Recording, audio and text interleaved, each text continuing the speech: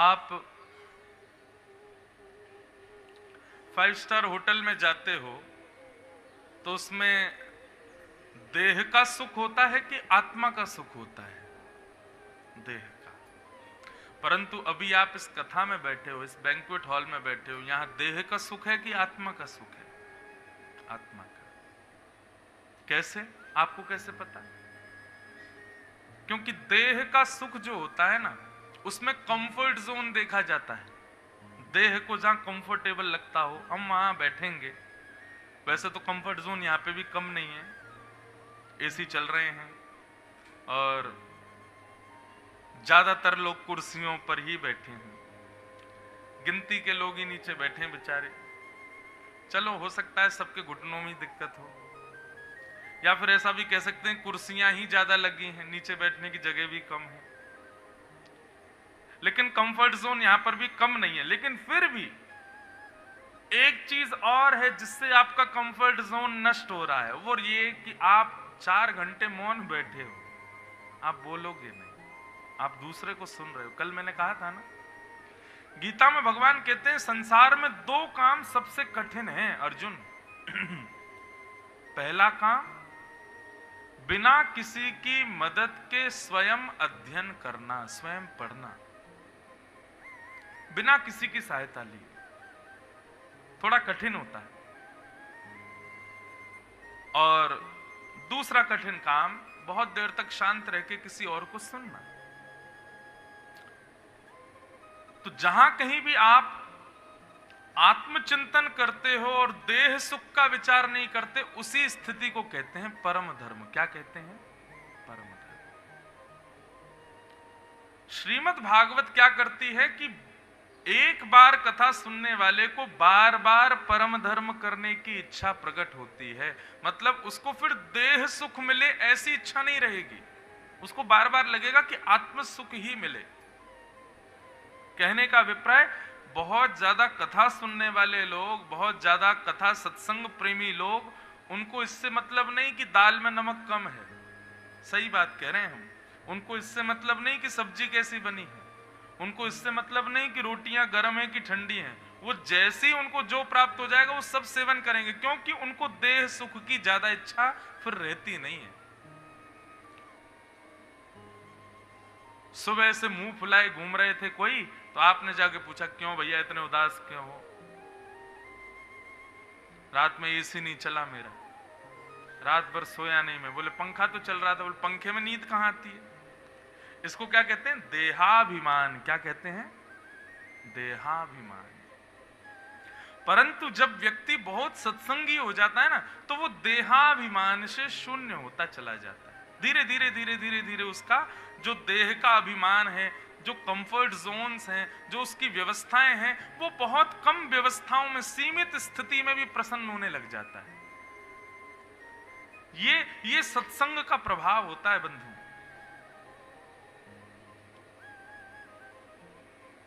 हम लोगों की ज्यों-ज्यों उम्र बढ़ती है ना, त्यों-त्यों हमारे सुख के दायरे भी बढ़ते चले जाते हैं।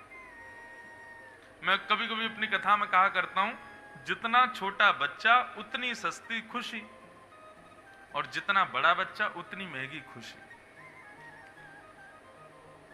9 महीने के बालक को अगर रो रहा हो तो आप टॉफी भी नहीं, टॉफी का जो रैपर होता है ना, ऐसे चिर चिर चिर चिर करके उसके सामने धर दो, उसकी आवाज भर कर दो, वो उसी में ही शांत हो जाएगा। उसको चाहे कितनी भी गहरी चोट लगी हो, लेकिन 9 महीने का बालक, उसके सामने आप झुनझुना ऐसे हिला के धर दो, उसी से ही खुश हो जाएगा। लेकिन वही बालक 19 साल का हो जाए और रोए, उसको झुनझुना दिखाओ, बेटा शांत हो जा, आप मेरी इंसल्ट कर रहे हो मम्मा, मैं 19 साल का होगा, ये क्या झुनझुना दिखा रहे हो मुझे? अच्छा चल झुनझुना नहीं चाहिए, ले वो एक गाड़ी आती है ना, उसको पीछे करो, आगे भागती है, देख नहीं होगा शांत। जितने बड़े हम होते चले जाते हैं, हमारी खुशियां उतनी महंगी होती चली जाती। लेकिन महंगी से महंगी खुशियों से भी अपने आप को प्रसन्न करने के बाद एक उम्र ऐसी आती है, उसके बाद पुनः फिर कम होता चला जाता है। व्यक्ति, फिर उसकी खुशियां सस्ती होती चली जाती। बड़े बुजुर्ग जितने ज्यादा हो जाते हैं, अब उनको तुम बच्चे कितने भी महंगे महंगे फोन दे दें, कितने भी महंगे कपड़े दे दें, कोट दे दें, जूते दे दें, घड़ी दे दें, उनको ज्यादा उसकी इच्छा नहीं रहती। बंधुओं देखो, एक बात मेरी सुनिएगा, वृद्ध जब हम हो जाते हैं तब हमको विषयों से इतनी प्रसन्नता क्यों नहीं होती? क्योंकि हम इतना उपभोग कर चुके हैं, हमें पता चल जाता है कि कुछ भी कर लो एक समय आकर के नीरस ही लगेगा। ये बात हम पहले ही क्यों नहीं समझ जाते? ये बात हम अपनी युवावस्था में ही क्यों नहीं समझ जाते? क्यों? आज के युवाओं को एक रोग हुआ है बंधुओं, और वो रोग पता है क्या है? वो डीअटैच नहीं हो पाते चीजों से। अटैचमेंट इतना ज्यादा हो जाता है, चाहे व्यक्ति हो, चाहे वस्तु हो, चाहे अपनी मनपसंद चीजें हो, कि उससे फिर डीअटैच होना उसके लिए बहुत मुश्किल है, और वही फिर डिप्रेशन आदि का कारण बनता है। लेकिन जैसे ही उम्र बढ़ती है ना, बुजुर्गता की ओर हम जाने लगते हैं, तो देखो वो बहुत जल्दी डीअटैच हो जाते हैं। माता पिता जब हम छोटे थे तब ज्यादा गुस्सा करते थे, अब हम बड़े हो गए, वो थोड़े वृद्ध हो गए, अब वो इतना गुस्सा नहीं करते हमारे ऊपर। क्यों? अब वो समझ गए हैं। धीरे धीरे वृद्धावस्था जब आती रहती है तो व्यक्ति जो है वो डीअटैच होना शुरू कर देता है। सत्संग का प्रभाव ये होता है, कथा प्रवचन आदि इन सब का प्रभाव ये होता है कि व्यक्ति अपने बहुत कम आयु में समझने लग जाता है कि भाई संसार के किसी भी विषय भोग वस्तु से ज्यादा अटैचमेंट मत करो। जितना हो सके आत्म सुख के कारणों को जीवन में लाओ, देह सुख की चीजों से जितना हो सके दूर रहो। मैंने अपने जीवन की दूसरी कथा न्यूयॉर्क में की थी। तो जब मैं गया तो जहां मेरी कथा थी वहां के एक परिवार ने मुझे कहा, महाराज जी कल हम आपको मैनहट्टन घुमा के लाएंगे। मैंने कहा चलो। तो दूसरे दिन मैं उनके साथ घूमने गया, मैनहट्टन घुमा के लाए। महाराज जी वर्ल्ड ट्रेड सेंटर है, स्टैचू ऑफ लिबर्टी, सब जगह घुमा के लाए। लौट करके जब मैं वापस आया तो जहां मेरी कथा चल रही थी वहां मंदिर था, वहां के पुजारी जी ने अगले दिन की छुट्टी ले ली मुझसे बिना पूछे। क्यों ली? बोले वो भी मुझे मैनहट्टन घुमाने ले जाना चाहते थे। तो दूसरे दिन पुजारी जी आ गए, बोले महाराज जी शाम को 7 बजे से कथा है, पूरे दिन आप क्या करेंगे? मैंने कुछ नहीं। बोले चलो आपको मैनहट्टन घुमा ला। मैं तो कल घुमाया। बोले मैंने छुट्टी ली है आपको घुमाने के लिए, आज और चलो। फिर से वही world trade centre, statue of liberty, ये वो सब घूमा। तीसरे दिन एक डॉक्टर साहब आए। वो डॉक्टर का नाम तो मुझे याद नहीं, पर जब मैं 4 साल का उम्र का था तो पिताजी के साथ गया था, तो मेरा एक दांत हिल रहा था तो उन्होंने निकाला था वो। तो वो आकर के मुझसे बोले महाराज जी मुझे पहचाना? मैंने कहा नहीं। बोले मैं वही हूं जिसने आपका दांत निकाला था 4 साल की उम्र में। अरे मैंने कहा तो मुझे क्या याद है अभी? मैंने कहा बताओ। बोले आज हम अपने क्लिनिक को बंद करके आए हैं। मैंने कहा काहे को? बोले आपको मैनहट्टन घुमाना है। अरे मैंने कहा भैया मैं घूम लिया, 2 दिन से रोज जा रहा हूं, अब मेरा मन नहीं है। कहने का अभिप्राय, मैनहट्टन हो, चाहे वर्ल्ड ट्रेड सेंटर हो, चाहे स्टैचू ऑफ लिबर्टी हो, कई लोगों के सपने होते हैं वहां घूमने के, जाने के, न्यूयॉर्क सिटी की रात देखने के। लेकिन एक दिन, 2 दिन, और इन 2 दिनों में स्थिति हो गई कि अब तीसरे दिन मुझसे कोई कह रहा है तो मेरा मन नहीं है जाने का। इसका मतलब क्या है? वस्तु संसार की कितनी भी श्रेष्ठ हो, उसका अति भोग जब आप करोगे तो उससे मिलने वाला सुख कम हो जाता है। बड़ा पाव अच्छा लगता है किसी को? कितने खा लोगे? 1 खा लोगे, 2 खा लोगे, 3 खा लोगे। ज्यादा कोई खिलाने का प्रयास करेगा तो वही अगर कोई 4 बड़ा पाव खा ले और उसके सामने कोई और बड़ा पाव खाओ तो वो कहे मुझे मत दिखाओ, मुझे अजीब सा लग रहा है अंदर से, मेरे सामने खाओगे तो मेरे को जो है वमन की इच्छा होगी। होता है ना ऐसा। जो भोग वस्तु आपको इतना सुख देती है, उसकी अति हो जाने पर उसी से आपको दुख मिलने लग जाता है। ये इस बात का प्रमाण है कि सांसारिक विषय भोग वस्तु जो हैं उनका एक सीमित दायरा है, वो उससे ज्यादा आपको सुख नहीं दे सकती। तो फिर ये बात हम पहले ही क्यों नहीं समझ जाते कि उसकी तरफ हम अग्रसर ना हो। परम धर्म का मतलब ही यही है कि भागवत व्यक्ति को देह नहीं आत्म सुख के विषय का चिंतन कराना प्रारंभ कर देती है। इस सभागृह में 2-4 लोग ऐसे भी बैठे हैं जो मेरी लगभग कथाओं में जब भी मुंबई आता हूं तो मुझे दिखते हैं, आते हैं। और ऐसा नहीं वो आसपास से ही आ रहे हैं, बहुत दूर दूर से भी आ रहे हैं, 2-2 घंटे की ट्रेवल करके आ रहे हैं। क्यों आ रहे हैं? यहां पर ना तो मैं उनका नाम बोल रहा हूं, ना मैं उनको मंच पे बैठा रहा हूं, ना उनका बहुत ज्यादा सम्मान कर रहा हूं, फिर भी वो क्यों आ रहे हैं? क्यों? क्योंकि यहां देह सुख नहीं मिल रहा है, उनको आत्म सुख मिल रहा है। और देह सुख को सुख कहते हैं, आत्म सुख को आनंद कहते हैं। आनंद और सुख में यही अंतर है। जहां देह को प्रसन्नता मिले वो सुख है, लेकिन जहां आत्म सुख प्रकट हो उसको आनंद कहते हैं। और आनंद सांसारिक वस्तुओं से नहीं मिलता, कृष्ण नाम से मिलता है, कृष्ण कथा से मिलता है, कृष्ण दर्शन से मिलता है, कृष्ण भोग से मिलता है, कृष्ण प्रसाद से मिलता है, कृष्ण सुमिरन से मिलता है। और माफ कीजिए, जिसको एक बार आनंद आने लग गया ना, वो फिर सुख की स्थिति में नहीं जा पाएगा, वो सुख के काम को नहीं कर पाएगा। अब मैं अपनी एक प्राइवेट स्थिति बताऊं तो मैं भी जीन्स पहनता था, मैं भी टी शर्ट पहनता था, मैं भी आजकल के बच्चों की तरह मैं भी घूमता था, आज भी घूमता हूं। लेकिन अब ऐसा नहीं है कि मैं पहन नहीं सकता, लेकिन मेरी इच्छा ही नहीं होती, मेरा मन ही नहीं होता। मैं रात्रि सोता हूं तो भी धोती पहन के ही सोता हूं। क्यों? कई लोग, मेरे घर के लोग भी, मेरी उम्र के जो भाई बहन है वो लोग भी कहते हैं, अरे अब रात में पहन लिया करो, ट्राउजर पहन लिया करो, थोड़ा टी शर्ट में रहा करो, कोई दिक्कत थोड़ी। मैंने कहा मुझे कोई बांध नहीं रहा है, लेकिन मेरे मन से इच्छा नहीं होती। क्यों? इस अवस्था में, इस वेशभूषा में ऐसा लगता है मैं सदा कृष्ण का हूं, कृष्ण किसी ना किसी रूप में मेरे ही हैं। मैं रात में भी सो के यदि बीच में उठूं और उस समय दर्पण में देखूं तो माथे का तिलक थोड़ा सा बिगड़ा हुआ सा दिखे, थोड़ी धोती दिखे, तो तब भी ये लगता है कि निद्रा में भी सही तिलक तो है, निद्रा में भी सही धोती तो है, किसी ना किसी रूप में मैं कृष्ण का हूं निद्रा के समय भी। पत्नी क्यों 24 घंटे सिंदूर रखती है मांग में? ताकि जब भी उसको कोई देखे तो पहचान जाए कि भाई ये रिजर्व्ड है, इसका ब्याह हो चुका है।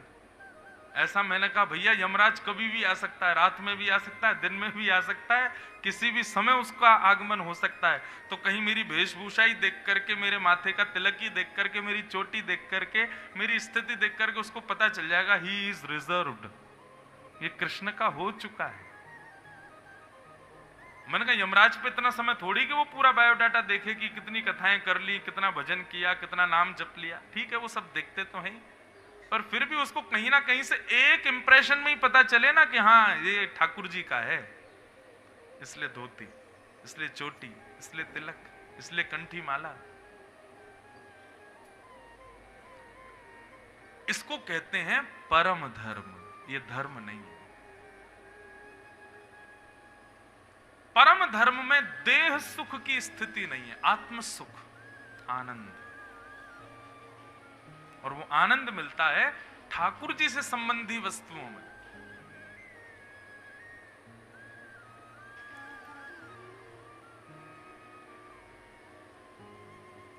ठाकुर जी से संबंध हो,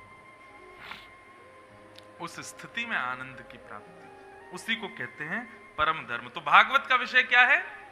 सुनने वालों के चित्त में परम धर्म प्रकट कर देना। हो ना हो, कल कई लोग अभी अभी आज तो दूसरा ही दिन है, लेकिन जो आयोजक लोग हैं, जो हमारे यजमान हैं, उनको पता होगा, और जो लोग कथा कराते हैं उनको भी पता है। कई लोग ना ऐसे आते हैं, अच्छा ठीक है हम एक दिन आएंगे, ठीक है हम 10 मिनट के लिए आएंगे, लेकिन वो 10 मिनट का कह के आते हैं, कथा पूरी 4 घंटे सुन लेते हैं। बोले आए तो हम 10 मिनट के लिए थे, लेकिन पता नहीं इतना अच्छा लगा, हम तो पूरी कथा बैठ के सुनने लगे। हम आए तो एक दिन के लिए थे, लेकिन कथा इतनी अच्छी लगी कि हमने टिकट कैंसिल करा दी, हम रुक गए। तो आत्म सुख ये आप देह सुख में नहीं कर सकते। देह को जहां सुख मिल रहा हो वहां आप फ्लाइट कैंसिल नहीं कर सकते, लेकिन आत्म सुख की बात आती है तो आप फ्लाइट कैंसिल कर देते हो, 100 के 100 काम छोड़ देते हो। यही भागवत का विषय है, व्यक्ति को बताना, समझाना कि देह सुख नहीं, आत्म सुख की क्रियाएं करो। आज सुबह हमारे यजमान और उनके सब परिवार के लोग आए, वो बता रहे थे महाराज जी कल आपने जब कथा प्रारंभ की ना तो अधिक से बहुत सारे लोग भूखे थे, उन्होंने भोजन ही नहीं किया था, पर कथा 7 बजे तक चली और सब भूखे ही बैठे रहे, किसी कोई उठा नहीं, किसी के मन में भी इच्छा नहीं हो कि हम कुछ खा लें। क्यों? कथा में इतना आनंद आया कि सबको लगा कि चलो कथा सुन लेते हैं। बंधु ये स्थिति आपकी नहीं है, ये यहां पर परीक्षित की भी हुई है। चौथा दिन जब कथा का हुआ तो परीक्षित को सुखदेव जी बोलते हैं कि परीक्षित, अच्छा आपकी हमारी कथा कैसी, 3 साढ़े 3 बजे शुरू हो रही है, 7 बजे पूरी हो जाएगी, लेकिन परीक्षित की कथा कैसी थी? 12 बजे शुरू होती और रात्रि 12 बजे, 24 घंटे कथा, 24 घंटे में एक दिन की कथा पूरी, फिर दूसरे दिन की कथा शुरू, फिर 24 घंटे में दूसरे दिन, 24 घंटे कथा चलती थी, दिन रात। 4 दिन जब बीत गए तब सुखदेव जी बोले परीक्षित हम तो देखो ज्ञानी ध्यानी लोग हैं, हम लोगों को तो 1-1 महीना तक बिना आहार के रहने का अभ्यास है, लेकिन तुम तो राजा हो, 4 दिन हो गए, तुम एक आसन पर बैठे हो, तुमने जल तक नहीं पिया, चलो जाओ थोड़ी देर कुछ खा लो, कुछ पी लो। पता परीक्षित क्या बोले? पिबंतम त्वम मुखाम भोजम मच्युतम हरि कथामृतम। परीक्षित कहते हैं भगवान आप ऐसी मुझे कथा सुना रहे हैं कि इस कथा के आगे यदि रोटी सब्जी जल पीने की इच्छा होए तो समझो कि हमने कथा सुनी ही नहीं। वास्तव में इस वक्त मेरा आहार आपकी वाणी है, आप बोल रहे हैं उसी से मेरा पेट भर रहा है, आप बोल रहे हैं उसी से मेरी प्यास बुझ रही है, आप बोलना बंद कर देंगे तो शायद निश्चित मेरे प्राण निकल जाएंगे, इसलिए ये सामान्य रोटी सब्जी जल आदि पाने के लिए मुझे प्रेरित मत कीजिए, आप बस कथा सुनाते रहो, क्योंकि अब कथा ही मेरा आहार है। ये परीक्षित की स्थिति थी चौथे दिन में। वो कहते हैं कि मुझे नहीं लगती भूख, नहीं लगती प्यास, बस आप कथा सुनाओ, इसमें जो सुख है वो सांसारिक में नहीं है। तो स्थिति तो बहुत अच्छी हो जाती है कथा सुनने के बाद, सम हो जाओगे आप, कौन क्या बोल रहा है इससे मतलब नहीं होगा, जीवन में क्या उतार चढ़ाव चल रहे हैं इनसे फर्क नहीं पड़ेगा, भूख लगी प्यास लगी, देह को जो चाहिए वो नहीं मिलेगा तो भी कोई फर्क नहीं पड़ेगा, अच्छा ही है। और यही भागवत का विषय है, परम धर्म। फिर आप देह के लिए नहीं जियोगे, फिर आप आत्मा के लिए जियोगे कि भाई इसको परमात्मा से मिलवाना है, मेरे पास दिन कम है, समय जल्दी बीत जाएगा,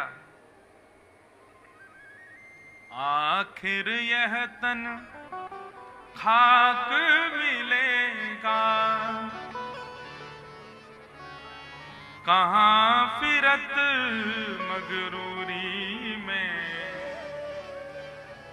महंगे महंगे परफ्यूम लगा रहे हैं, बहुत सुंदर अपना मेकअप कर रहे हैं, चटकदार कपड़े पहन रहे हैं, महंगे महंगे हार पहन रहे हैं, लाखों की घड़ियां पहन रहे हैं, क्या कर लोगे इन सब से?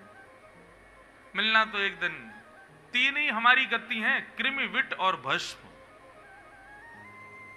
यदि पृथ्वी में गाड़ दिया तो कीड़े मकोड़े खा जाएंगे, जंगल में फेंक दिया तो जीव जंतु खा करके विष्ठा बना करके निकाल देंगे, और जला दिया तो राख। इसके अलावा चौथी कोई गति हो तो मुझे बताओ, नहीं है। ये 3 ही हमारी स्थिति। तो क्यों ना भैया जितने दिन रहे उतने दिन राम जी को खूब याद करो, ठाकुर जी को खूब स्मरण करो, खूब भजन करो, खूब ठाकुर जी के हो जाओ। सबके होके देख लिया, पिता माता भाई बंधु मित्र सखा सबके हो लिए, अब ठाकुर जी के हो जाओ, अब ठाकुर जी के हो लो। सबके तो हो लिए आप, सबसे मिला क्या? निराशा ही मिली। एक बार ठाकुर जी के होके देखो, निराशा नहीं मिलेगी।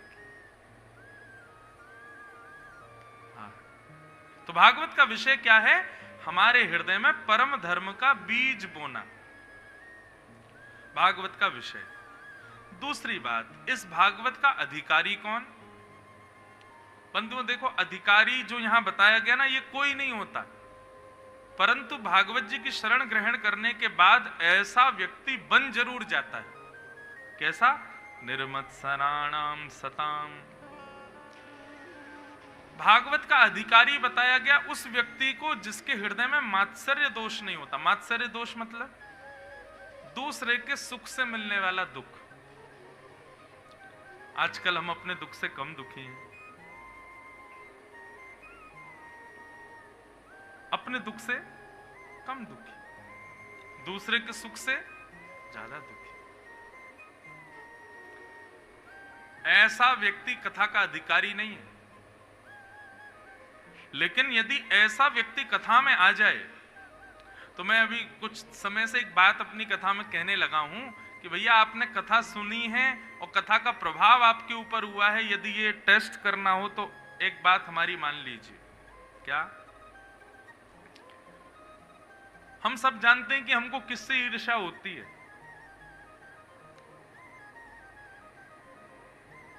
जिससे भी ईर्ष्या होती है, 7 दिन बाद कथा सुनने के पश्चात उस व्यक्ति को देखिएगा। यदि उसको देखने पर पुनः ईर्ष्या होवे तो समझो अभी हमने कथा नहीं सुनी है।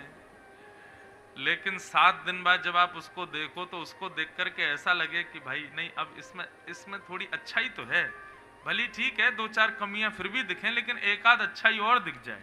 कहने का अभिप्राय, कथा जब आपको चुनती है ना, तो आप सब में गुण देखने लगते हो, दुर्गुण नहीं देखते। राक्षस और संत, इनमें अंतर क्या है? राक्षस खुद में गुण देखते हैं, बाकी सब में दुर्गुण देखते हैं, और संत सब में सद्गुण देखते हैं, खुद में दुर्गुण देखते हैं।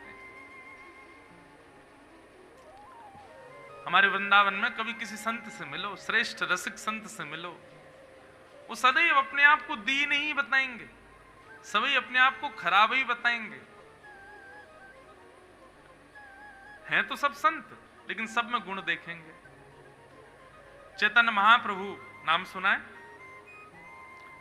चैतन्य महाप्रभु एक बार किसी कथा में गए और कथा जाकर के सुनने लगे, तो कथा जो वक्ता कर रहे थे वो पढ़े लिखे नहीं थे, कुछ भी बोल रहे थे अनर्गल, केवल दक्षिणा लेने के लिए बैठे थे व्यासपीठ पर। अब चैतन्य महाप्रभु के साथ जो शिष्य मंडली गई थी वो तो समझ गई कि ये व्यास जी को कुछ आता जाता नहीं है, ये तो बस ऐसे ही बोले जा रहे हैं। पर चैतन्य महाप्रभु की स्थिति क्या थी? दोनों भुजाएं उठा करके अविरल अश्रु धारा गिर रही थी। आहा आहा, मधुरतम मधुर मधुर, कितनी सुंदर कथा।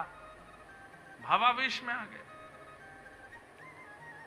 जब कथा के बाद शिष्यों ने चैतन्य महाप्रभु से पूछा, भगवान क्षमा करें दृष्टता, परंतु हम जिसकी कथा में गए थे वो इतनी बढ़िया कथा तो कर नहीं रहा था, ना वो ज्ञानी था, उसकी कथा में श्लोक भी गलत थे, केवल समय निकाल रहा था 4 घंटे, और आप उसकी कथा में भावावेश में चले गए। आप उसकी कथा में ऐसा प्रिटेंड कर रहे थे मानो जैसे कितनी अच्छी कथा कर रहा था। आपके नेत्रों से अविरल अश्रुधारा निकल रहे थे, ऐसा क्यों? चैतन्य महाप्रभु कहते हैं, तुम लोग उसकी परीक्षा लेने गए थे कि कथा सुनने गए थे? बोले भगवान सुनने तो कथा ही गए थे, लेकिन वो सुनाई ऐसी रहे थे। बोले नहीं, वो कुछ भी बोल रहे थे, लेकिन मुख से कृष्ण तो बोल रहे थे ना, मुख से राम तो बोल रहे थे ना, मुख से माधव तो बोल रहे थे ना, केशव तो बोल रहे थे ना, और क्या चाहिए तुमको?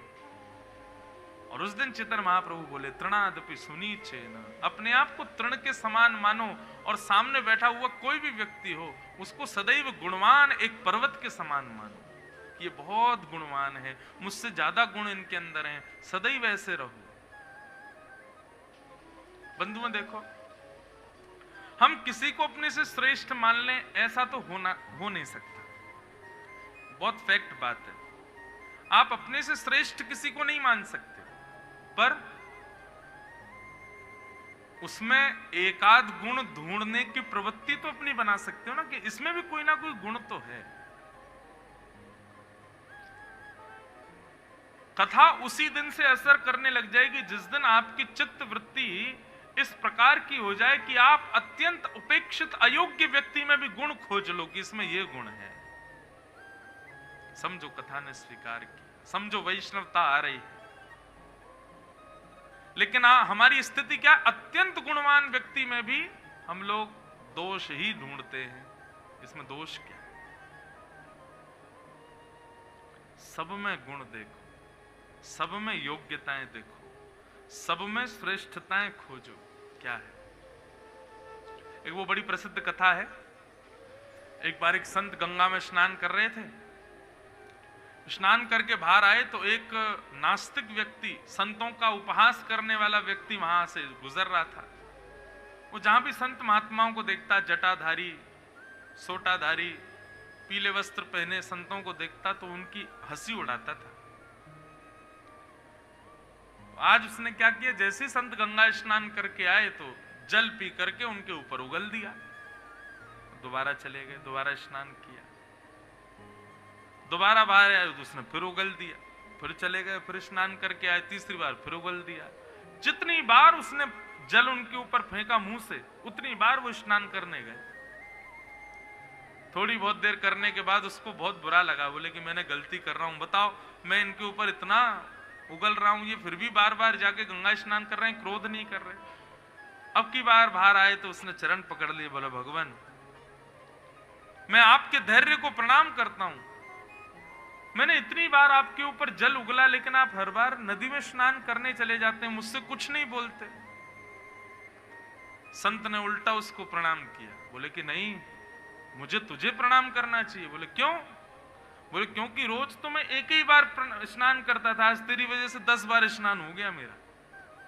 रोज तो एक ही बार गंगा मैया की गोद में जाता था, आज तेरी वजह से 10 बार गंगा मैया ने गोद में उठाया, भैया तुझे प्रणाम। ऐसी स्थिति, सब में गुण देखो। कोई एक गुण भी यदि आप व्यक्ति में देखने लग जाओगे ना, समझो बस उसी दिन से आपके अंदर परिवर्तन होना प्रारंभ हो जाएगा। इसलिए आज के बाद हमारी एक बात मानिए, और जब घूमते हैं आप सब में कुछ ना कुछ गुण निकालो। इसमें गुण क्या है, इसकी योग्यता क्या है, इसमें श्रेष्ठता क्या है, ये देखना प्रारंभ करो। आप बस इतने से प्रारंभ कीजिए, आप 6 महीने के अंदर देख लेंगे कि आपके अंदर कितना मेजर परिवर्तन आ जाएगा। विचारधारा, बुद्धि, सोच सब बदल जाएगी। गुण देखो। अभी सोमनाथ में पहली बार हमने मानस की कथा की, रामचरितमानस। तो वहां पर एक इतना सुंदर प्रसंग आता है कि जब भरत जी सारे अयोध्या वासियों को लेकर के चित्रकूट पहुंचे राम जी को वापस लाने के लिए, तो जब पहला मिलन हुआ अयोध्या वासियों का राम जी से, सब दौड़ दौड़ करके एक दूसरे को गले लगा रहे थे। तो तभी क्या हुआ कि निषाद राज गुह ने विश्वामित्र जी को प्रणाम किया। जब प्रणाम किया तो उन्होंने वशिष्ठ जी को जब प्रणाम किया तो उन्होंने उसको दूर से ही बस आशीर्वाद दे दिया।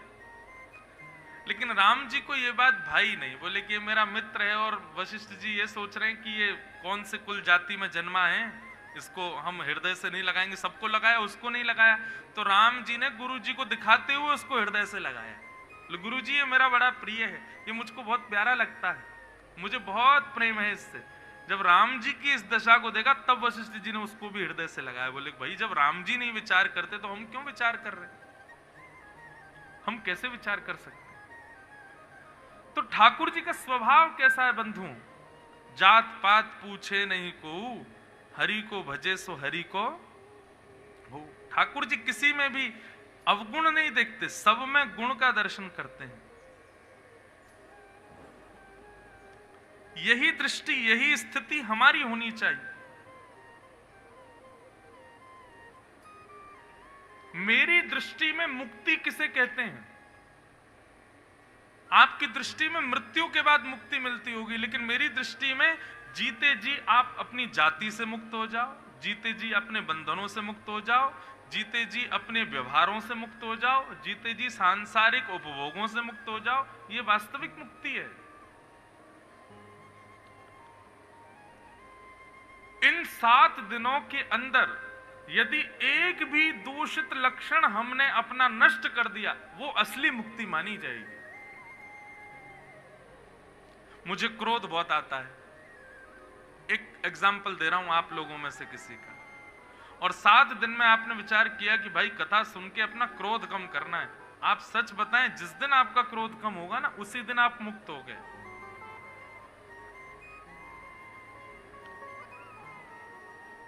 जिस दिन आप अपने विषय भोग स्थिति से मुक्त होते हैं, मुक्ति असली वो है। मृत्यु से बाद में होना वो मुक्ति श्रेष्ठ नहीं, जीते जी मुक्त होना है। सब में गुण देखो।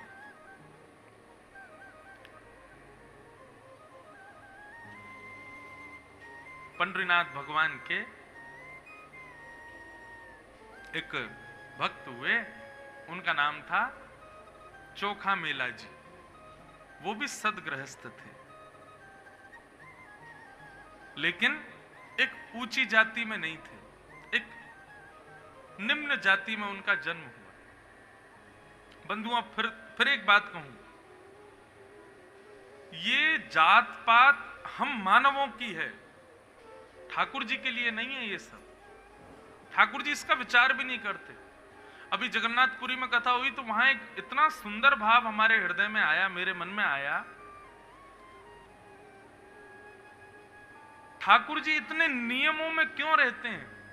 उनको पुजारी के अलावा कोई छुएगा नहीं, मंदिर में जो बनेगा वही प्रसाद पाएंगे, मुंह पर पट्टी बांध के भोग लगेगा वही पाएंगे, ऐसा बनाओगे वही पाएंगे। उसमें कई मंदिरों में जैसे निषेध होता है, टमाटर नहीं डालते, बैगन की वस्तु नहीं बनाते, मूली का प्रयोग नहीं करते, और अपरस में रहेंगे। कोई स्पर्श पुजारी को कर ले तो पुजारी सेवा में नहीं जाएगा। इतने नियम ठाकुर जी के मंदिर में। तो वहां मन में भाव आया कि भाई पूरे विश्व को मुक्त करने वाला खुद इतने नियमों में बंधा हुआ भगवान, इतने नियम कानून भगवान के लिए। तो मन में पता है क्या भाव आया कि ठाकुर जी इसलिए इतने नियमों में रहते हैं कि भैया कोई में सामर्थ हो तो अपनी प्रेम भक्ति से मेरा नियम तोड़वा के दिखाए। जिसने तुड़वा दिया, और तुड़वाए हैं, कितने भक्तों ने नियम तुड़वाए ठाकुर जी के। अब मुझे स्मृति में नहीं, तुकाराम जी का जाने नामदेव, जो मैं वो थोड़ा कंफ्यूजन रहता है दोनों में, पर एक इनमें से थे, वो दर्शन करने गए पंडरीनाथ भगवान का, तो अपनी पादुका कमर में ही बांध के ले गए। तुकाराम जी पादुका कमर में ही बांध के ले गए। क्यों? तुकाराम जी दर्शन करते थे पंडरीनाथ भगवान का, और दृष्टि रहती थी कोई मेरी चप्पल तो नहीं ले जाएगा, कोई उठा तो नहीं ले जाएगा। तुकाराम जी ने मन में विचार किया कि भाई इतना मन ही चप्पलों में जाता है, दूसरे दिन कमर में ही बांध ले गए। बोले अब ठीक है, यहीं बंधी रहेगी, इसमें मन और नहीं लगेगा। विट्ठल भगवान को देखने लगे तो किसी ने देख लिया कि ये चप्पल बांध के लाए हैं, तो शिकायत कर दी। तो पुजारियों ने थोड़ी उनकी शिकायत कर दी, निकाल दिया मंदिर से बाहर। वो चप्पल लेके आए हो भीतर मंदिर में। बाहर जाकर के तुकाराम जी रोने लगे, बोले नाथ मुझे आपका नियम नहीं तोड़ना था, आपका मंदिर अपवित्र नहीं करना था, मुझे तो अपने मन पर भरोसा नहीं। वो बार बार चप्पल का स्मरण करता था, इसलिए कमर में बांध के आ गया था भीतर। लेकिन कोई बात नहीं नाथ, अपराध हुआ है तो आज आपके दर्शन से मैं वंचित हूं। दूर बैठ करके जय जय राम कृष्ण हरि, जय जय राम कृष्ण हरि कीर्तन करने लगे तो पंडरीनाथ भगवान के सामने लाखों भक्त खड़े थे, लेकिन पंडरीनाथ भगवान ने पूरे मंदिर को उस तरफ मोड़ दिया जहां तुकाराम जी बैठे थे। नियम तोड़ दिया। हमारे राधा रमण जी पहले शालिग्राम शिला के रूप में थे, लेकिन गोपाल भट्ट गोस्वामी के लिए त्रिभंग लली ठाकुर जी बन के खड़े हो गए। नियम तोड़ दिया। कितने नियम तोड़े हैं ठाकुर जी ने अपने भक्तों के लिए। तो मुझे ऐसा लगता है ठाकुर जी नियम कानूनों में इसलिए रहते हैं कि किसी में सामर्थ्य हो तो अपनी प्रेम लक्षणा भक्ति से तोड़वा के दिखाओ। यदि तुमने तोड़ दिया तो मान जाएंगे। इस पे कोई अतिशयुक्ति मत कर बैठना आप लोग। नियम तोड़वाने का मतलब बताऊं, आपके ठाकुर जी यूं ही बैठे रहते हैं 24 घंटा, लड्डू गोपाल। उनसे कहो ठाकुर जी इतनी भक्ति करो, इतना प्रेम लड़ाओ लाल जी से कि कहो देना वो सुबह सुबह जब आप ठाकुर जी को उठाओ तो ठाकुर जी दोनों हाथ ऐसे कमर पर धरे मिल जाएं, तब समझो नियम टूटा। ठाकुर जी ने अपना नियम तोड़ दिया। किसी दिन आप थाली रखो और जब थाली उठाने जाओ तो देखा भोग प्रसाद सारा चट्ट हो गया, सब पा गए ठाकुर जी, पूरी थाली चाट गए, समझो नियम तोड़ दिया। कितने नियम तोड़े भक्तों के लिए। तो पंडरीनाथ भगवान के एक भक्त हुए, उनका नाम चोखा मेला जी। सदगृहस्थ थे परंतु निम्न जाति में थे। एक दिन ठाकुर जी के लिए केले का प्रसाद लेकर के गए और पुजारी जी को कहने लगे, बोले पंडरीनाथ भगवान को, विट्ठल भगवान को भोग लगा दो। पुजारियों ने कहा तुम सोच भी कैसे सकते हो, तुम्हारे हाथ की छुई वस्तु हम ठाकुर जी को देंगे। आगे चले मुंह उठा करके केला लेके, लो भोग लगा दो, चलो जाओ वापस यहां से, और तुम दूर से ही दिखा दो, तुम्हारी इतनी सामर्थ्य है, तुम दूर से दिखा दो बस और चले जाओ। चोखा मेला जी को बड़ा बुरा लगा, रोने लगे एकांत में बैठ करके। ठाकुर जी से कहने लगे मेरी गलती क्या है इसमें, आप ब्राह्मण कुल में भेजते मुझे, इसमें मेरी क्या गलती कि मैं कैसे माता पिता के घर में जन्मा हूं, इसमें मेरी क्या गलती कि ये जात पात का पूरा कार्यक्रम आपने बना रखा है, इसमें मेरा क्या दोष है, मेरा तो भाव शुद्ध है ना, मेरा तो मन पवित्र है ना। ठाकुर जी ये सब दोष आपके हैं, मेरे नहीं है।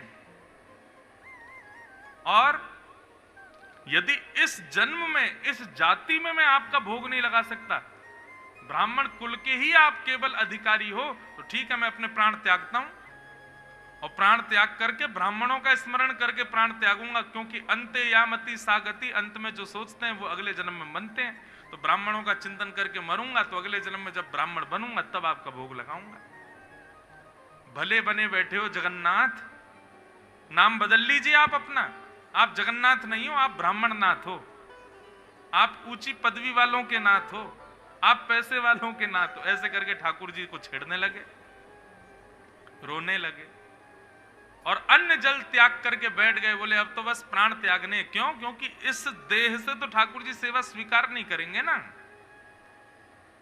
जैसे ही इस भाव में आए, मंदिर में बैठे पंडरीनाथ भगवान विचलित हो गए, और अर्धरात्रि के समय चोखा मेला जी के द्वार पर उन्होंने देखा कि दिव्य तेज प्रकट हुआ है, चंदन की सुगंधी आ रही है, नूपुरों की छम छम आवाज आ रही है।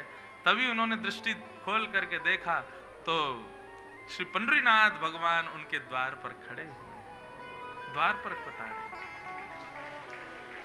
चोखा मेला जी ने जैसे ही देखा वो समझ गए, बोले भगवान आए, बहुत मैंने सुना दिया इसलिए आ गए। अब क्यों आए हो आप, लौट जाइए यहां से, जाइए ब्राह्मणों के यहां जाइए, श्रेष्ठों के यहां जाइए, उन्हीं से सेवा लीजिए, आप उन्हीं के ठाकुर हो, हम तो अब अगले जन्म में ही करेंगे आपकी सेवा। पंडरीनाथ भगवान बोले चोखा मेला, अरे मैं तो इसलिए आया हूं, मुझे बहुत जोर की भूख लगी है भैया, सुबह से आज कछु खाया नहीं है, तू ऐसे मीठे मीठे केला मुंह को दिखा के गए, वाके बाद मंदिर को प्रसाद मुझको अच्छा ही नहीं लगा, मुझे तब से वही केलों की याद आ रही है, मुंह को खवाए दे। ठाकुर जी भीतर प्रवेश कर गए और बैठ करके जैसे ही पाने लगे, ठाकुर जी बोले नहीं, यहाँ पाटे पे बैठ के नहीं, तुम्हारी गोद में बैठ के पाएंगे। और चोखा मेला जी की गोद में लटक करके ठाकुर जी उनके हाथों से केला खा रहे। बोले देखो, मंदिर में तुम भोग लगा के जाते तो थाल में सजा के हमको दिखा के वापस कर दिए जाते, लेकिन हमको मंदिर में नहीं चाहिए था, हमको तो ऐसे तुम्हारे घर आके पाना था, इसलिए वहां स्वीकार नहीं किया। ठाकुर जी ने प्रेम से केला पाए, बोले सुनो 2 केला और दे दो। बोले क्यों, आपका तो पेट भर गया। बोले मेरा तो भर गया, रुक्मणी बैठी है ना, उसको भी खिलाऊंगा जाके, उसको भी तो बताऊं। देखो भक्तों के प्रेम से फल कितने मीठे हो जाते हैं। जिस प्रकार मानव तोते की चोंच लगे फल को मीठा समझता है, ऐसे ही भक्त जब प्रेम से कोई वस्तु अर्पित करता है, ठाकुर जी कहते हैं वो जैसे तोते की चोंच से मीठा हुआ फल होता है, ऐसे ही भक्त जब प्रेम प्रस्तुत करता है उसका फल भी अति मीठा। उस समय मुझे मंदिर में बने 56 भोग प्रिय नहीं लगते, उसका फल प्रिय लगता है। ठाकुर जी कभी दुर्गुण नहीं देखते। हम क्यों देखते हैं सब में दुर्गुण? किसी में दुर्गुण नहीं देखते ठाकुर जी। सीधी बात बताऊं, जैसे हमारी स्थिति है, यदि ऐसी ठाकुर जी की हो जाए ना, जैसी विचारधारा हमारी वैसी ठाकुर जी की हो जाए, तो हम कहीं के नहीं बचेंगे। ठाकुर जी बहुत दयालु, बहुत कृपालु। हमारे वृंदावन में कहते हैं, दुर्योधन की मेवा त्यागी, साक विदुर घर खाई, सबसे ऊंची प्रेम सगाई, सबसे ऊंची प्रेम सगाई, सबसे ऊंची प्रेम सगाई, सबसे ऊंची प्रेम सगाई। दुर्योधन की मेवा त्यागी, दुर्योधन की मेवा त्यागी, साक विदुर घर खाए, सबसे ऊंची प्रेम सगाई, सबसे ऊंची प्रेम सगाई, सबसे ऊंची प्रेम सगाई, सबसे ऊंची प्रेम सगाई। कितने नियम तोड़े ठाकुर जी ने। प्रेम के वश अर्जुन रथ हाको, भूल गए ठकुराई। दुर्योधन की मेवा त्यागी, साख विदुरगर खाई। कितने नियम तोड़ते हैं ठाकुर जी। नियमों में रहते ही इसलिए, ये चुनौती है हम भक्तों के लिए। ठाकुर जी नियम में इसीलिए हैं, बोले तोड़ के दिखाओ। और किसी में प्रेम भक्ति हो तो तोड़ो, तोड़ेंगे ठाकुर। तो निर्मत सराणाम सताम, भागवत का अधिकारी कौन? जिसके हृदय में मात्सर्य दोष नहीं है, दूसरे की उपलब्धियों से जो कभी दुखी हो जाता हो, ऐसे व्यक्ति को कथा का अधिकार नहीं। दूसरे की उपलब्धियों में और प्रसन्न होता हो, ऐसे व्यक्ति को भगवत सेवा का अधिकार, भगवत कथा का अधिकार। इस प्रकार वैद्यम वास्तवमत्र वस्तु शिवदम तापत्रयोन्मूलनम, श्रीमद्भागवते महामुनि कृते किंबा परैरीश्वरः, सद्यो हृद्यवरुध्यते त्रिकृतिभिः शुश्रूषुभिस्तत्क्षणात्। इस प्रकार भागवत का मंगलाचरण हुआ। 3 श्लोकों में मंगलाचरण गाया। निगम कल्प तरोर गलितम फलम, सुखमुखादमृतद्रव संयुतम, पिबत भागवतम रसमालयम, मुहुर्हो रसिका भुवि भावुका।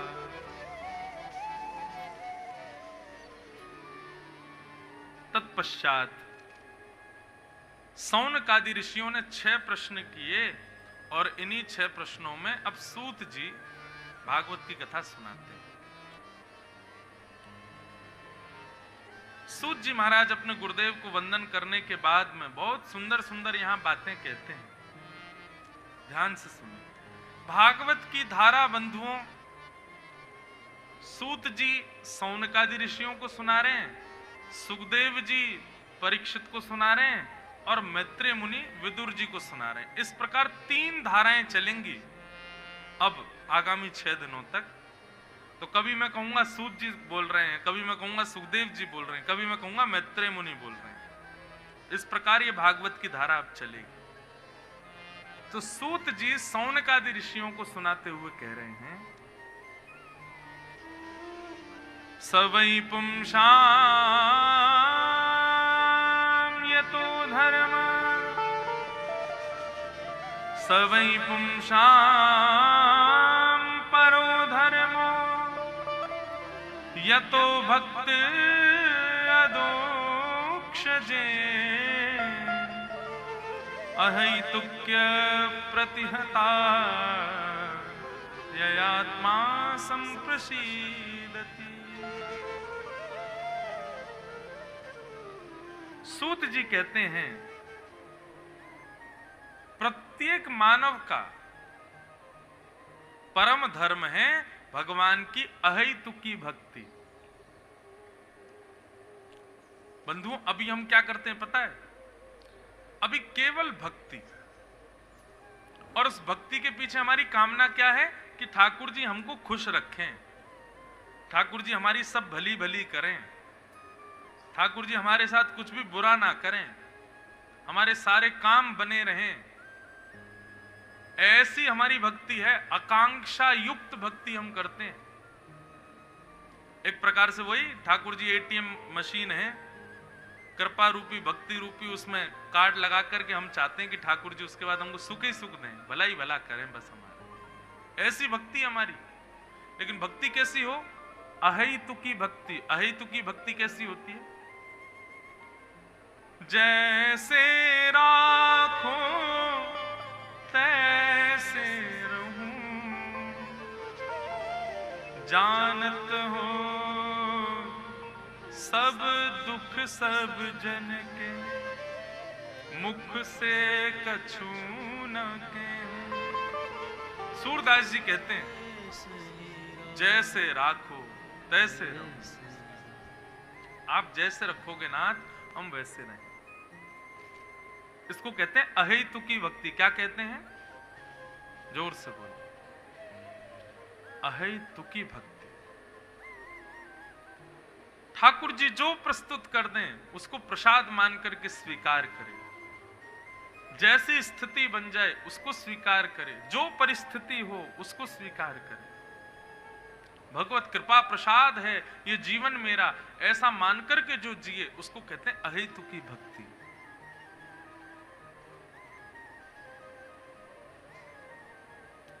मिल जाए तो वेलकम, ना मिले तो भीड़ कम, ऐसी स्थिति।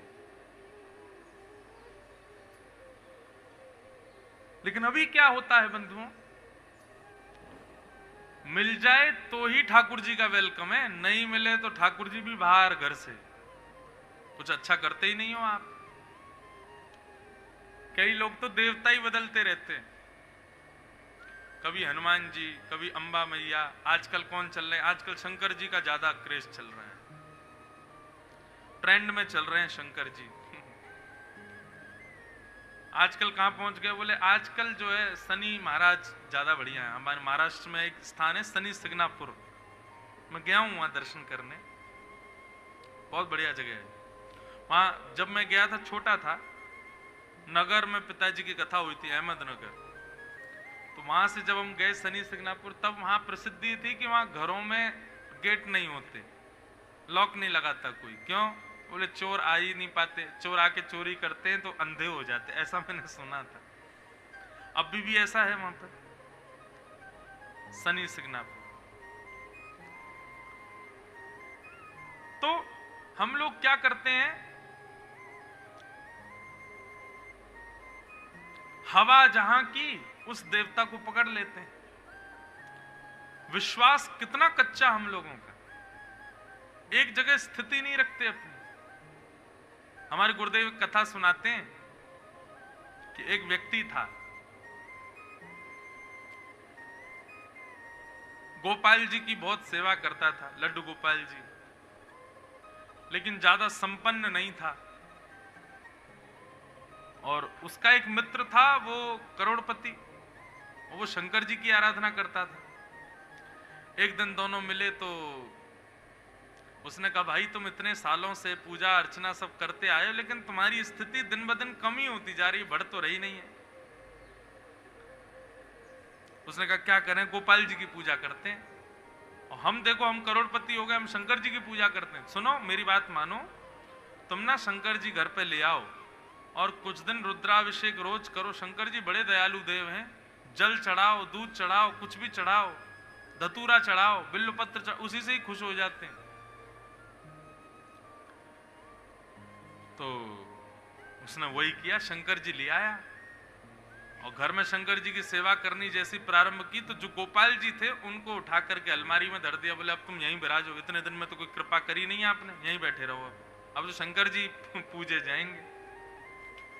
शंकर जी की जैसी पूजा करने लगा तो अभिषेक आदि करने के बाद में उसने धूप बत्ती वगैरह जलाई, बढ़िया प्रेम से अभिषेक करने लगा तो धूप बत्ती का सहज ही धुआं जो था वो उठ करके वहां जाने लगा जहां अलमारी में गोपाल जी बैठे थे।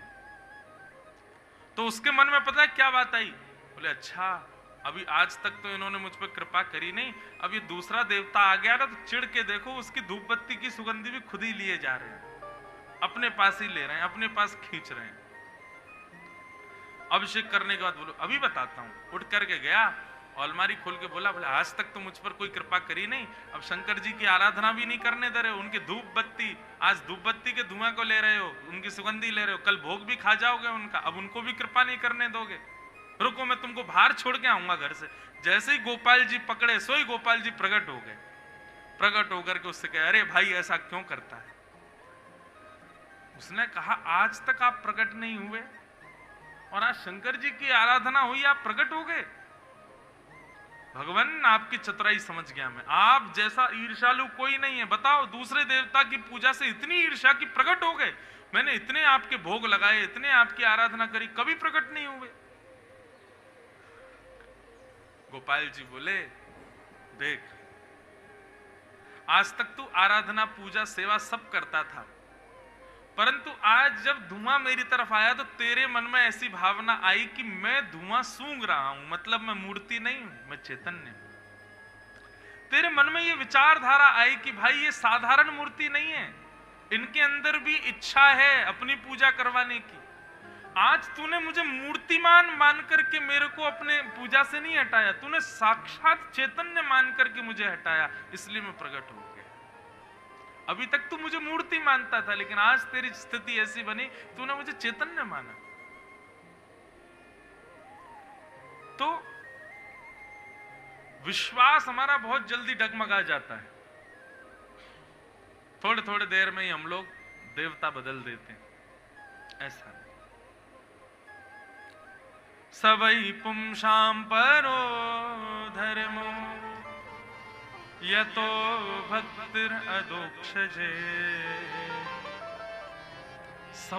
सभी पुरुषों का परम धर्म क्या है? अदोक्षज, भगवान की अहेतुकी भक्ति। अहेतुकी, अहेतुकी का मतलब सुख दो चाहे दुख दो, फिर भी ठाकुर जी को कभी त्यागे ना, और कैसी भी परिस्थिति स्थिति हो जाए भक्ति कभी डगमगाए ना। इसको कहते हैं अहेतुकी भक्ति।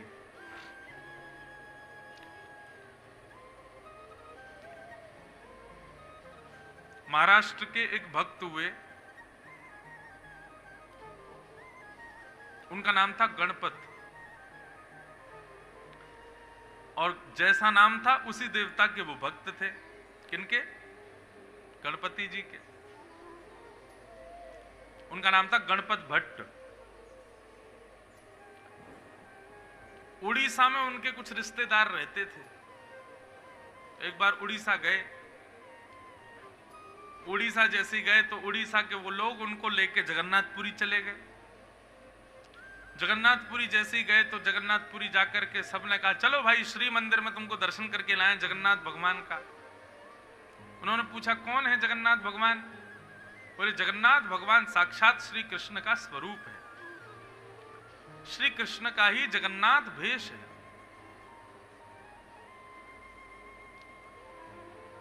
तो गणपत भट्टी जी बोले नहीं नहीं नहीं नहीं, मैं नहीं जाऊंगा। मैंने सुना है उनके बारे में, वो बड़े खतरनाक है। बोले खतरनाक कैसे? बोले मैंने सुना है ये मदन मोहन मनमोहन कृष्ण का कोई दर्शन कर ले तो फिर और किसी को देख ही नहीं पाता, उन्हीं का हो जाता है। और मैं तो मेरे आराध्य देव गणेश जी हैं, मैं उनके अलावा किसी को नहीं देख सकता। मैं अपनी भक्ति को कभी डगमगाने नहीं दे सकता। मेरे तो केवल गणेश जी हैं, मैं उनके अलावा किसी को देखूंगा ही नहीं। और ऐसा कह करके वो मंदिर में घुसे ही नहीं। अब तो वहां पे प्रसाद भी नहीं पावे ना, वहां पे कुछ भी खावे। बोले क्यों? बोले जगन्नाथपुरी में तो सब कुछ जगन्नाथ जी का भोग है। बोले कहीं मैंने भोग पा लिया और मेरे मन से गणेश जी की भक्ति चली गई तो भोग भी नहीं पाऊंगा। समुद्र के किनारे जाकर के रोने लगे। इतनी दूर महाराष्ट्र से चल करके मैं यहां आ गया, मुझे अगर पहले पता होता कि यहाँ कृष्ण भगवान का मंदिर है तो मैं आता ही नहीं। मैं तो गणेश जी का मंदिर जान के आया था, अब क्या करूं। तो मंदिर में बैठे हुए जगन्नाथ भगवान इतने रीझ गए उनके इस भाव से, न जाने कौन से गुण पर दयानिधि रीझ जाते, न जाने कौन सा गुण उनको भा जाए। गणपति भट्ट के इस भाव से रीझ गए कि भैया देखो ये गणेश जी का कितना बड़ा भक्त है कि उनके आगे मेरे को देखना इसको मंजूर नहीं। इतने में ही ठाकुर जी एक छोटे से बालक का रूप बना करके समुद्र किनारे पहुंच गए और जाकर के गणपति भट्ट से बोले भैया आप कुछ खा लीजिए, थोड़ा कुछ पानी पी लीजिए। अरे मुझसे मत बोलना, यहाँ ये जगन्नाथपुरी है, पुरुषोत्तम क्षेत्र में सब भगवान जगन्नाथ का ही प्रसाद होता है और मैंने कहीं पा लिया और मेरी कहीं निष्ठा नष्ट हो गई गणेश जी के प्रति, तो अब तो भैया मैं प्रतीक्षा कर रहा हूं कब जाऊं यहां से वापस महाराष्ट्र, अपने गणेश जी की पूजा करूंगा तब कुछ पाऊंगा। तो छोटा सा बालक बोला, बालक थोड़ी था जगन्नाथ जी थे, बोले अरे भैया तुमको किसी ने बहका दिया है, ये जगन्नाथ भगवान जो हैं ये गणेश जी हैं, ये गणेश जी का ही मंदिर है। बोले गणेश जी हैं? बोले हाँ। अच्छा उनके बड़े बड़े कान हैं? बोले और नहीं तो कान हैं। उनका बड़ा पेट है? बोले बहुत बड़ा पेट है।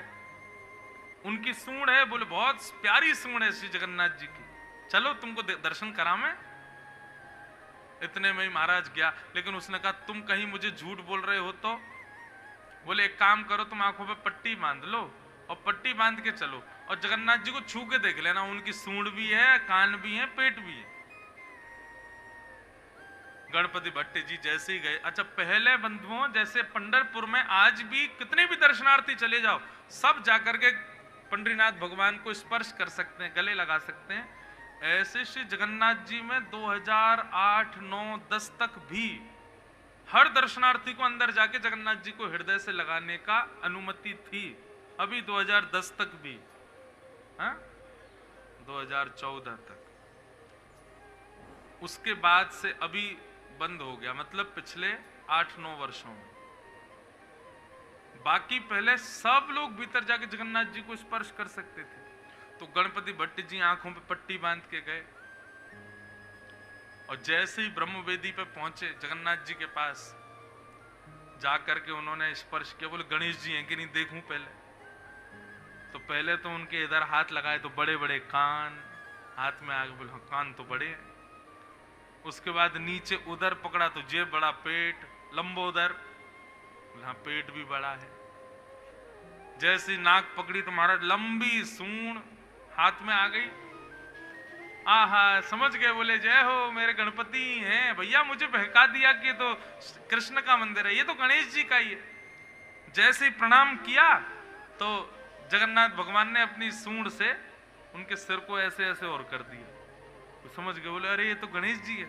जैसे ही नजर खोल करके देखा, पट्टी हटा के देखा तो जगन्नाथ जी, सूंड भी नहीं थी, नाक भी नहीं, पेट भी नहीं। बोले हो ये क्या हुआ, अभी तो इनकी सूंड थी अब कहां चली गई? पट्टी बांध करके स्पर्श करें तो सूंड दिखे, सूंड का अनुभव हो, और पट्टी खोल के देखें तो जगन्नाथ जी। रोने लगे, घबरा गए, बोले हे नाथ क्या हो रहा है? इतने में जगन्नाथ जी प्रकट हो गए। बोले भैया भेद क्यों मानता है, गणेश हो, शिव हो, दुर्गा हो, सब मेरा ही विलास है, सब जगह मैं ही, मुझ में और उनमें कोई भेद नहीं है। भेद क्यों करते हो? और तब से श्री जगन्नाथ जी ने नियम बना लिया, आज भी स्नान पूर्णिमा, ज्येष्ठ पूर्णिमा के दिन श्री जगन्नाथ जी, बलभद्र जी और सुभद्रा जी आज भी गणपति भेष धारण करते हैं, उस भक्त की याद में, उस भक्त की स्मृति में। तो इसे कहते हैं अहेतुकी भक्ति। भले ही गणेश जी के प्रति थी, लेकिन कितनी अहेतुकी भक्ति, इसको कहते हैं अनन्य भक्ति, अहेतुकी भक्ति। ऐसी भक्ति जो करता है ठाकुर जी के प्रति, ठाकुर जी कहते हैं वो मुझे बहुत प्रिय है। हमारे अंदर है ऐसी भक्ति? हमें जरा सा कोई लोभ दे दे किसी अन्य देव का, हम तुरंत पहुंच जाते हैं। देखो, दर्शन सबका करो, प्रणाम सबको करो, लेकिन प्रेम केवल एक से करो। दर्शन सबका करो, कोई मना नहीं है, सब मंदिरों में जाओ, सबको प्रणाम करो, लेकिन निष्ठा, प्रेम और समर्पण केवल एक के प्रति, किसी एक के प्रति। इसको कहते हैं अहेतुकी भक्ति। यही मानव का परम धर्म है। अहेतुक्य प्रतिहता ययात्मा संप्रशीदति। अहेतुकी भक्ति। सूत जी महाराज प्रवचन कर रहे थे, धर्मस्वनिष्ठितः पुंसाम् विश्वक्सेन कथा स्मयः नोत्पादयेदधिरतिं श्रम एव हि केवलम्। धर्मस्वनिष्ठितः पुंसां विश्वक्सेन कथा स्मयः नोत्पादयेदधिरतिं श्रम एव हि केवलम्। बहुत अच्छी बात है, बहुत ध्यान से सुनिएगा। सूत जी महाराज कहते हैं, हमारी भक्ति, हमारा अनुष्ठान, हमारे द्वारा की गई भगवत सेवा, उससे ठाकुर जी प्रसन्न हैं कि नहीं, ये कैसे जाने? ये कैसे पता चले कि ठाकुर जी हमारी भक्ति से प्रसन्न हैं?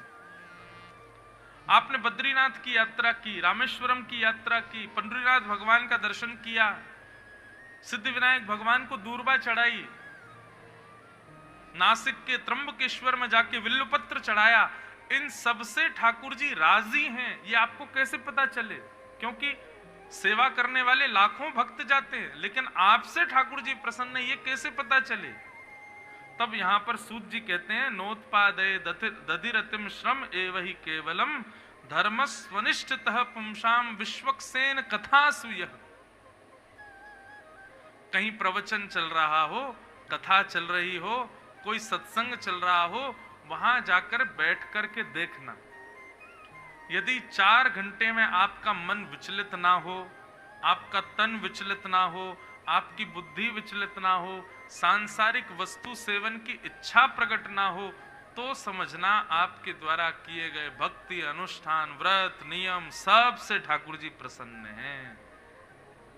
और यदि बार बार मन विचलित हो रहा है, थोड़ा पानी पियाएं बाहर जाके,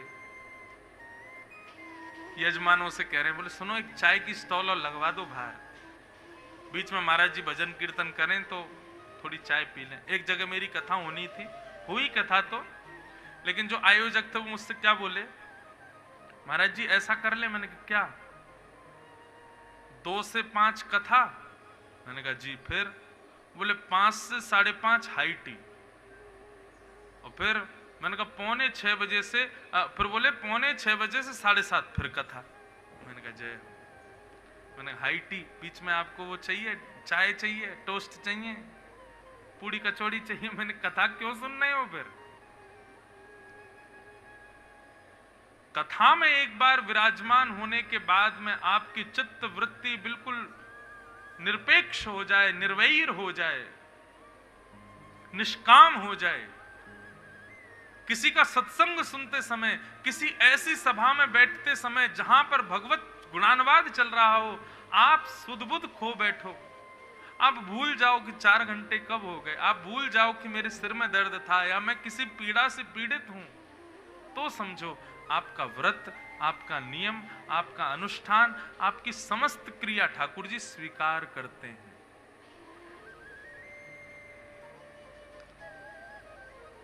भगवत कथा में, सत्संग में मन भजनों से नहीं लगता, कीर्तनों से नहीं लगता, संगीत से नहीं लगता,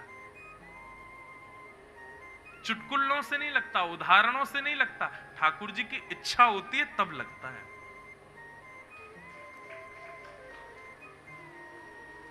जोर से ही बजाओ जब बजाइए तो। हाँ, 2-4 झोंके ले रहे थे, उठ गए वो, और ये कुछ हुआ। और आश्चर्य तो ये उठ करके वो भी ताली बजा रहे हैं। हाँ, बहुत सही कह रहे हैं महाराज जी।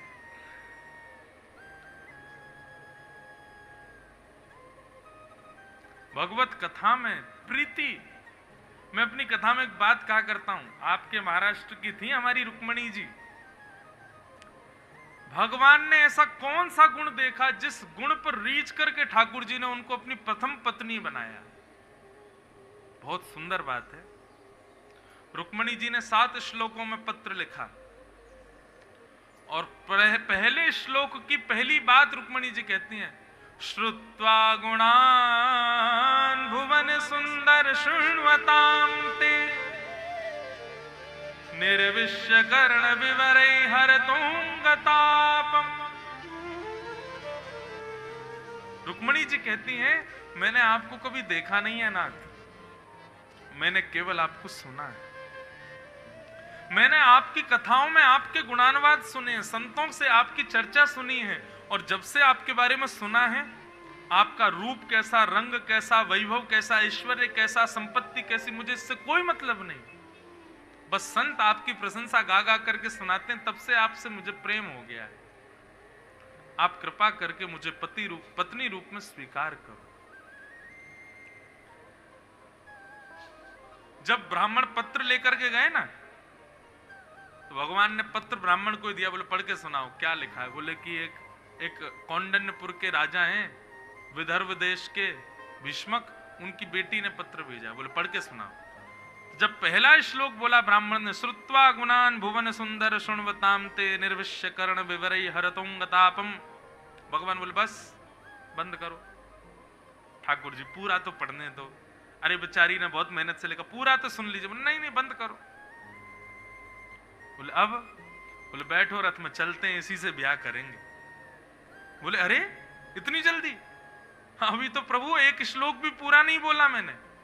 बोले मुझे बाकी अब कुछ नहीं जानना, बस मुझे इसी बात से प्रशंसा है कि जिससे मुझे विवाह करना उसको मेरी कथा प्रिय लगती है, उसको मेरा सत्संग प्रिय है, उसको संतों का संग प्रिय है, उसे ऐसा समाज प्रिय है जहां कीर्तन होता है, जहां भक्ति भाव होती। बस अब उसका रूप कैसा, उसके गुण कैसे, इससे मुझे कोई मतलब नहीं, बस उसको कथा प्रिय है, इसलिए मुझे वो प्रिय है। और ठाकुर जी ने रुक्मणी जी से विवाह किया। सोचो,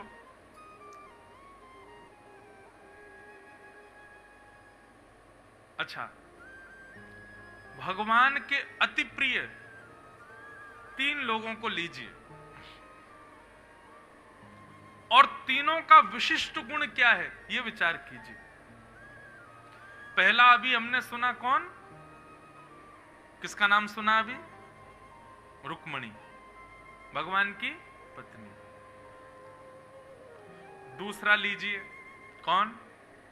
हनुमान जी। प्रभु चरित्र सुन वे को रसिया, राम लखन सीता मन बसिया। हनुमान जी अति प्रिय हैं श्री राम जी को, लेकिन हनुमान जी को क्या प्रिय है? राम जी यदि दर्शन दे रहे हैं बगल वाले सभागृह में, और इस सभागृह में यदि कथा हो रही है, तो हनुमान जी वहां नहीं बैठे होंगे, हनुमान जी कथा में ही बैठे होंगे। राम जी कहते हैं बगल वाले सभागृह में हम साक्षात बैठे, वहीं आ जाओ। बोले नहीं प्रभु, आपका दर्शन करते हैं ना तो आप केवल दो दो पुतलियों को ही दिखाई देते हो, आंखों को, लेकिन आपकी कथा ऐसी कि आंख तो बंद हो जाती है पर रोम रोम को आप दिखाई देते हो। इसलिए नाथ आपके दर्शन से भी ज्यादा आनंद आपकी कथा में आता है। इसलिए हनुमान जी ठाकुर जी को प्रिय है।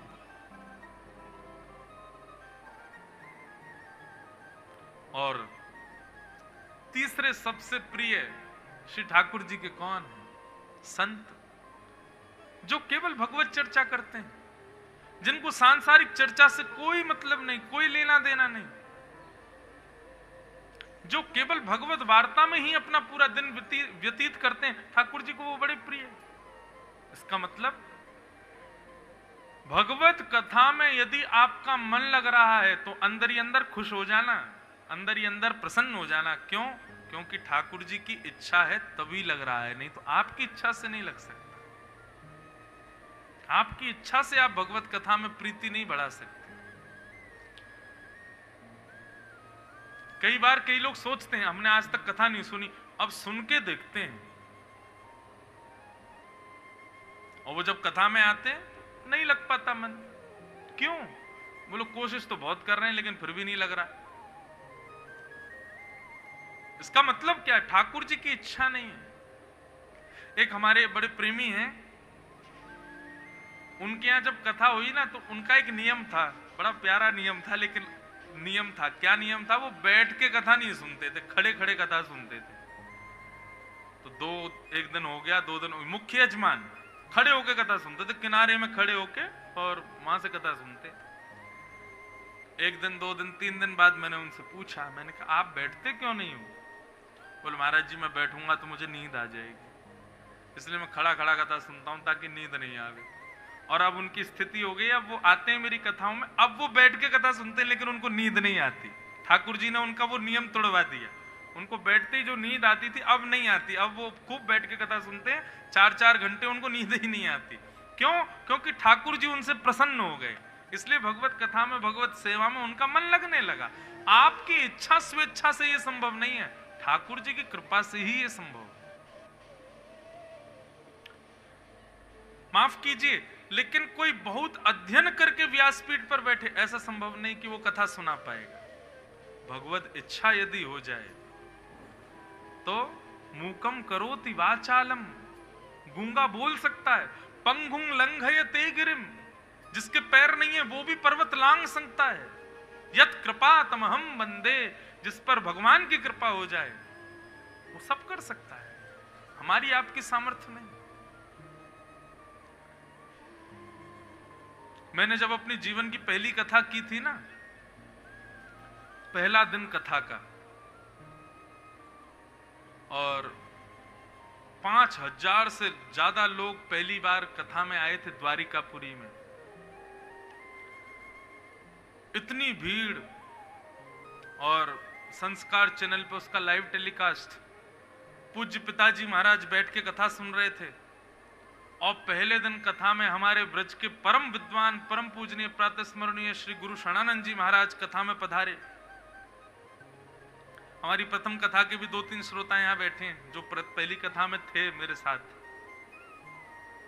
तो मंच पर जब मैं आ रहा था ना तो मेरी ये हालत थी कि मेरी जो दिल की धड़कन थी वो इतनी द्रुत गति से चल रही थी, यदि उस समय यदि डॉक्टर लगा के चेक करता तो वो घबरा जाता, इतना भयंकर डरा हुआ था।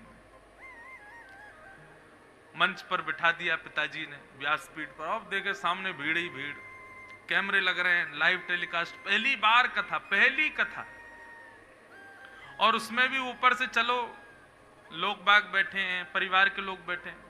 फिर परम विद्वान हमारे पूज्य श्री गुरु शरणानंद जी महाराज, उनके आगे तो अच्छे अच्छे नहीं बोल पाते, वो आए, उन्होंने पूजन किया, पूजन करके पिताजी से बोले ठाकुर जी अब हम चले जाते हैं, ताकि लाला थोड़ा भयभीत लग रहा है, हम बैठेंगे तो डर जाएगा, हम चले जाते हैं। तो हमारे पिताजी भी बोले नहीं, आपको सुनाने के लिए तो बैठा है वो, आप बैठो। अब मैं मनी मन कहूं जान दो इनको जान दो, काय को रोक रहे हो। महाराज जी पिताजी की बात मान करके बैठ गए। अब वो बैठे, अब मेरे तो पसीना, 2-2 एसी लग रहे हैं लेकिन पसीना नहीं सूखे। तो हमारे सामने हनुमान जी का चित्र और पूज्य पिताजी के गुरु जी का चित्र रहता है भागवत जी में सदैव। हमने कहा हे गुरुदेव भगवान, आपने अपने चेला की तो नैया पार कर दी, मतलब हमारे पिताजी। मैंने कहा मेरी बचाओ। मैंने कहा बस आज की कथा अच्छी हो जाए मेरी, बस आज ठीक से बोलूं, कुछ गलत नहीं हो जाए, बाकी फिर पूरे जीवन भर कैसी भी हो, बस आज की पहली दिन की कथा है, आज ठीक हो जाए। जो हमने कथा कही, द्वारिकाधीश का स्मरण किया, गुरुदेव का स्मरण करके जब कथा प्रारंभ की तो थोड़ी देर में स्थिति हुई, सब धुंधुला दिख रहा था, मुझे दिख ही नहीं रहा था कौन बैठा, बस मैं कथा बोलते ही गया, बोलते ही गया, बोलते। 4 घंटे हो गए।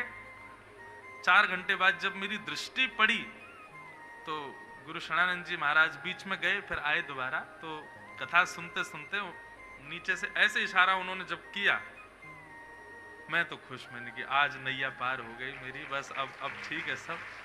लेकिन इसके बाद क्या हुआ? अभिमान। मैं अपनी निजी बात बता रहा हूं। हुआ जब व्यासपीठ से उतरा तो मेरे मन में आ गया कि नहीं, अब तो मैं कर सकता हूं, अब तो मैं अब तो मुझे कोई नहीं रोक सकता।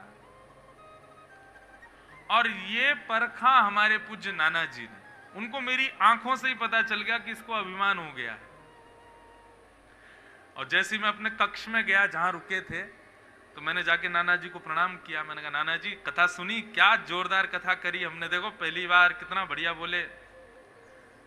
तो हमारे नाना जी बोले अभिमान करता है लाला, ये तेरी सामर्थ्य नहीं है कि तू कथा कर रहा है।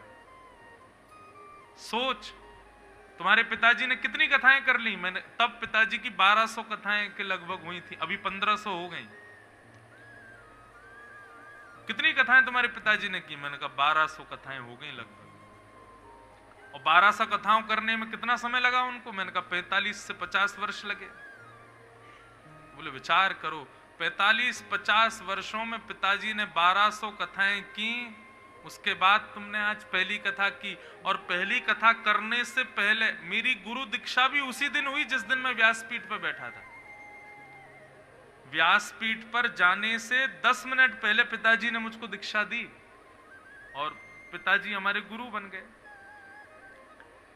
तो हमारे नाना जी ने कहा, बोले कि आज व्यासपीठ पर बैठने से पहले तुमने गुरु दीक्षा अपने पूज्य पिताजी से ली, उसी समय तुम्हारे पिताजी ने दीक्षा देते समय अपनी संपूर्ण कथाओं का बल तुमको दे दिया, इसलिए तुम्हारी कथा हो पा रही है, कि तुम्हारी सामर्थ्य नहीं। जब कोई शिष्य गुरु दीक्षा लेता है तो गुरु का आधा बल उसको मिलता है, लेकिन तुम्हारे तो गुरु ही तुम्हारे पिता हैं। और पिता आधा बल क्यों देंगे पुत्र को? पुत्र को तो पूरा बल देंगे। तो बेटा कम से कम 1200 कथाओं तक तो अभिमान मत करना कि तुम कर रहे हो, तुम्हारे पिताजी का ही आशीर्वाद करेगा कथा, तुम्हारी सामर्थ्य नहीं है। 1200 कथाएं जब तुम्हारी हो जाएं, जब 1201 भी कथा करवे जाओ तब सोचना कि तुम बोल रहे हो, नहीं तो तब तक तो तुम्हारे पिताजी की तपस्या ही बोलेगी, तुम नहीं बोलोगे मंच से। उस दिन हमारे नाना जी ने एक पतन होने से बचाया, नहीं तो अभिमान हो जाता कि हम बोलते हैं। विश्वास मानिए, इस व्यासपीठ पर बैठ के मैं कुछ नहीं, मुझे याद ही नहीं होता आज मुझे क्या बोलना है, कल कहां विषय छोड़ा था, आज कहां से शुरू करना है, मुझे नहीं पता होता। यहां बैठ करके केवल आपका मुखमंडल देखता हूं और ठाकुर जी जैसी प्रेरणा करते रहते हैं, जो भाव प्रकट करते रहते आते रहते हैं। कई बार कई लोग मिलते हैं पूर्व कथा सुनने वाले, महाराज जी आज ये वाला कीर्तन सुनाइएगा, आज ये वाला पद सुनाइएगा, आज ये वाली कथा सुनाइएगा। मैं पर्ची पढ़ करके भी रख देता हूं, मुझे याद ही नहीं रहता 4 घंटे में कि मुझे बोलना है। क्यों? क्योंकि विचार करके बोलता ही नहीं हूं और विचार करके बोल सकता भी नहीं हूं, क्योंकि ये भगवत कृपा है। वंशी की सामर्थ्य नहीं कि वो स्वर प्रकट करे। जब कृष्ण अधर पर धारण करते हैं और प्राण पिरोते हैं तभी वंशी बचती है। वक्ता वंशी के समान है। वो अकेला सोचे कि मैं इतने स्वर में गाऊंगा, मैं ऐसी कथा करूंगा, तो उसकी सामर्थ्य नहीं। हाँ, पीछे बैठे पंडरीनाथ को प्रणाम करके कहें कि हे पंडरीनाथ, मैं वंशी हूं, विराज गया हूं व्यासपीठ पर, अब आप प्राण पिरो, फूंको, जो चाहो निकलवा, वही प्रकट होता है। तो कहने का अभिप्राय, आपका कथा में मन लगना और मेरा सीधी सीधी कथा कहना, ये दोनों इस बात का प्रतीक है कि ठाकुर जी हमसे प्रसन्न हैं। ठाकुर जी की अप्रसन्नता ही इस बात को दर्शाती है कि आप कथा में आकर के भी अन्य वस्तुओं का चिंतन कर रहे हो और मैं व्यासपीठ पर बैठ करके भी सही से कथा ना कर पाऊं। ये ठाकुर जी की अप्रसन्नता है। और उनकी प्रसन्नता, उनकी राजी, आपकी इच्छा, आपका मन लगना और मेरा कथा कहना, ये दोनों में सामर्थ्यमान बन जाता है। हमारी आपकी सामर्थ्य नहीं है, ठाकुर जी की इच्छा।